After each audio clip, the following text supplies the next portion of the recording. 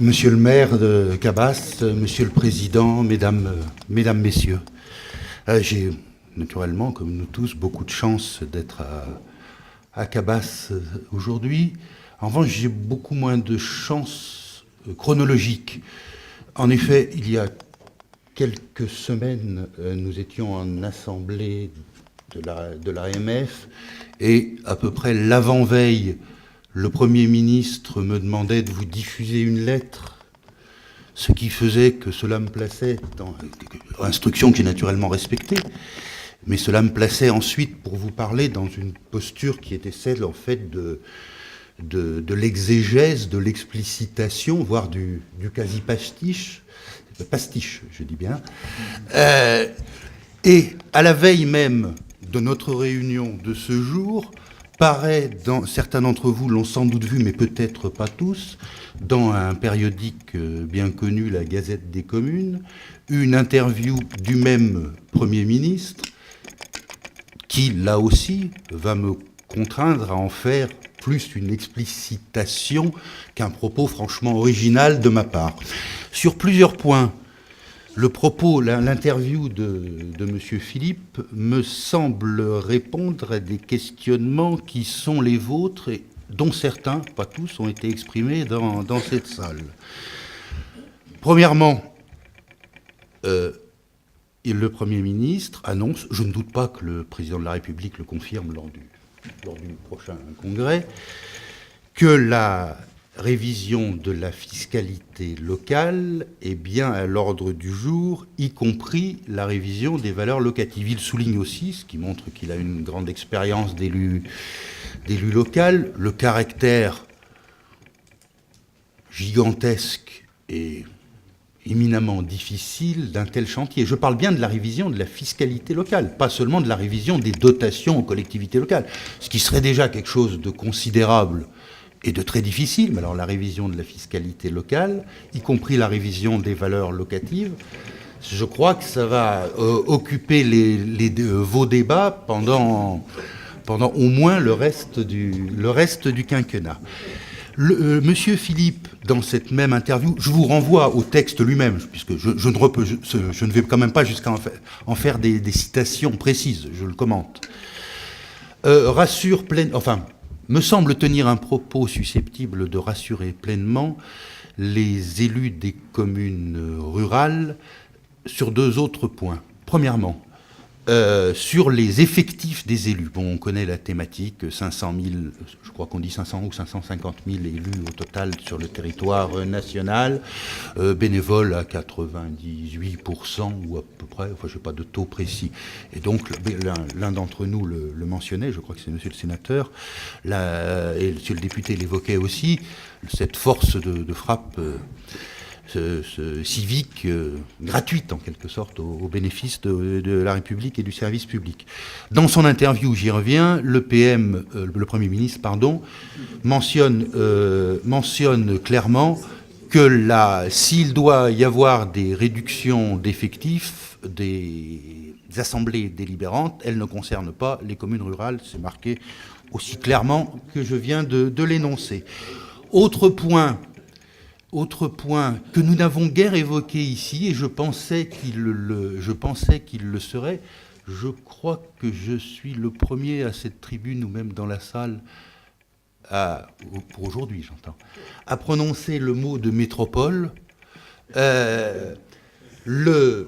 Sur la métropole toulonnaise en cours d'achèvement et de création, je ne suis pas naturellement le plus légitime pour tenir un discours sur le sujet. Ce sont les élus de la métropole qui auront, auprès de leur pairs, à s'exprimer sur le sujet, sans doute postérieurement à la date du 1er janvier. Cependant, j'en reviens à mon interview, puis j'en aurai fini avec ce papier, je vous parlerai d'autres choses après, brièvement, vous inquiétez pas. Le Premier ministre précise bien aussi qu'il n'y a peu que le modèle des très grandes métropoles n'est pas duplicable dans tous les départements. Il prend l'exemple, la phrase qui est citée, c'est « Tours, c'est pas à Marseille ». J'ajouterais que de ce point de vue-là, Toulon n'est pas Marseille. et encore Tours, c'est beaucoup plus central dans le département que ne l'est l'agglomération toulonnaise.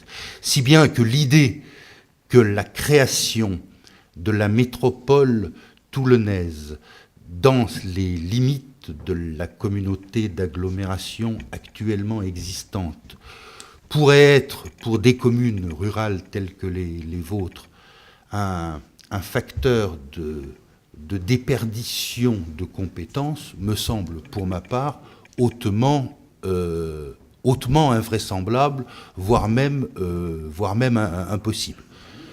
En début d'année prochaine, sans doute aurons-nous, postérieurement à la création de la nouvelle métropole, dont chacun peut se réjouir pour un équilibre Marseille-Toulon-Nice, en quelque sorte, sans doute aurons-nous l'occasion d'en reparler. Je souhaite évoquer, sans abuser de votre patience, un ou deux ou trois, disons. Autre point, contrat aidé. Bon, moi j'aurais un peu du mal à expliquer que les contrats aidés ne servent absolument à rien, parce que pendant 35 ans ou à peu près, depuis les TUC inventés par le gouvernement Fabius, les plus âgés d'entre vous s'en souviennent peut-être, j'ai passé mon temps à expliquer à des élus quelquefois dubitatifs et prudents qu'il fallait absolument en embaucher. Donc le virage sur l'aile serait un prudent, même si on ne peut que prendre en compte l'évaluation, notamment par une instance aussi indépendante que la Cour des comptes, du retour effectif à l'emploi postérieurement à la fin du contrat aidé.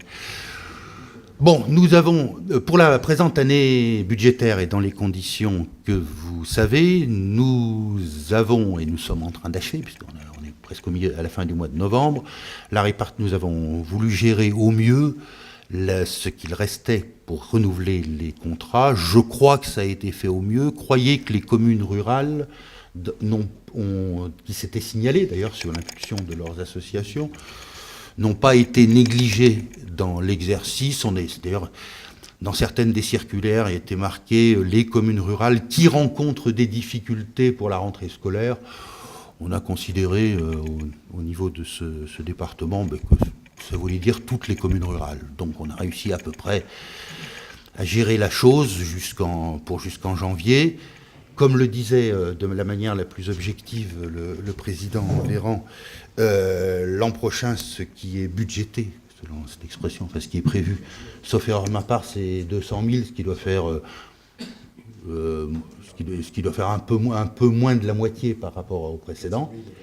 Pour l'heure, nous n'avons pas les lignes directrices pour l'utilisation. C'est normal, puisque la loi de finances est à peine votée.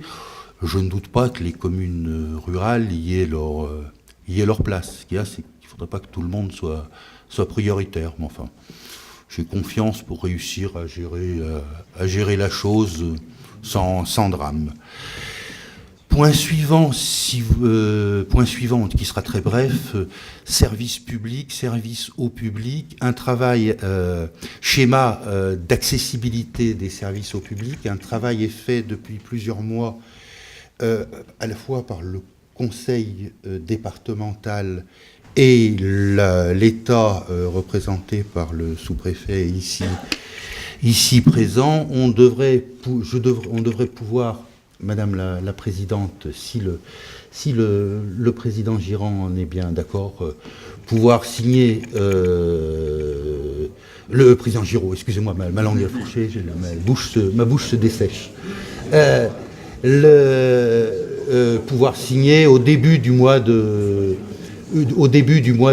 février. Telle est en tout cas la proposition que je compte lui faire. Les déchets. Alors les déchets, croyez-moi, quelquefois je lis dans les journaux au niveau national qu'il y a depuis quelques mois une volonté perfide et subreptice des pouvoirs publics d'opérer une recentralisation. Alors croyez-moi, sur les déchets, moi j'ai aucune envie de recentraliser les responsabilités sur l'État. Mais vraiment pas du tout.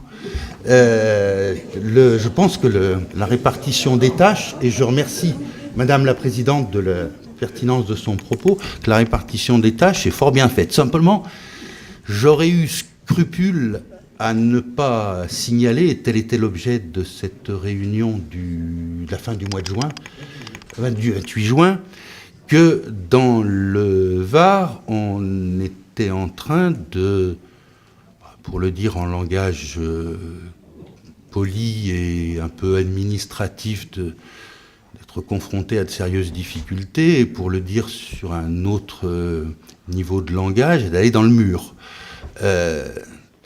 C'est-à-dire que malgré les stimulations données, malgré les engagements réels, et votre président est bien placé pour le savoir, en étant un des acteurs principaux, il est hautement invraisemblable que les capacités nouvelles puissent se substituer en temps opportun aux capacités saturées. Alors toujours dans le respect complet des compétences des uns et des autres, et ayant annoncé, quand nous nous réunissions le 28 juin, que je ferai une nouvelle réunion avant la fin de l'année civile. J'avais même dit à la rentrée, mais j'attendais une réponse de l'exécutif régional, que j'ai eu effectivement il y a 3 semaines ou à peu près. Je convoquerai, je crois même que certaines invitations sont déjà parties, une nouvelle réunion pour le 20 décembre, à laquelle je me propose d'ailleurs d'associer, et ces invitations-là ne sont pas parties encore, les parlementaires, afin de faire le point, dans le respect des compétences de chacun, sur les réalités, les perspectives, les contraintes chronologiques, juridiques et urbanistiques notamment. Permettez-moi d'évoquer un autre sujet un peu plus loin de vos préoccupations, et ce sera quasiment le dernier.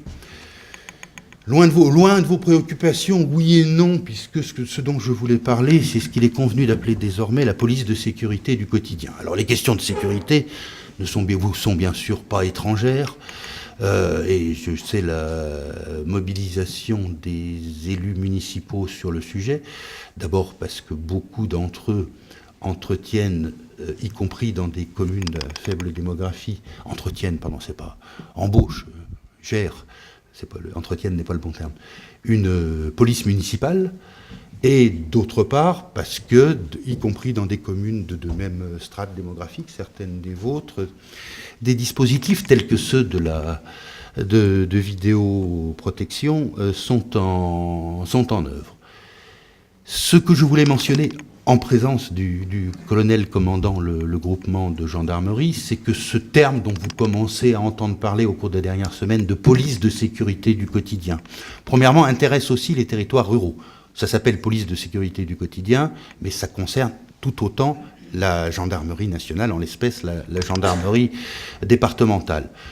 Deuxièmement, ça vise à une meilleure qualité de contact avec une force, une arme, une institution, comme vous dites, avec la gendarmerie nationale, pour lequel, à ma connaissance, les contacts avec les élus locaux sont déjà fréquents et fructueux, et arme qui a elle-même expérimenté, y compris sur notre territoire départemental, un nouveau système, brigades de contact, c'est comme ça que vous dites, je n'ai pas encore le vocabulaire en tête, mon colonel.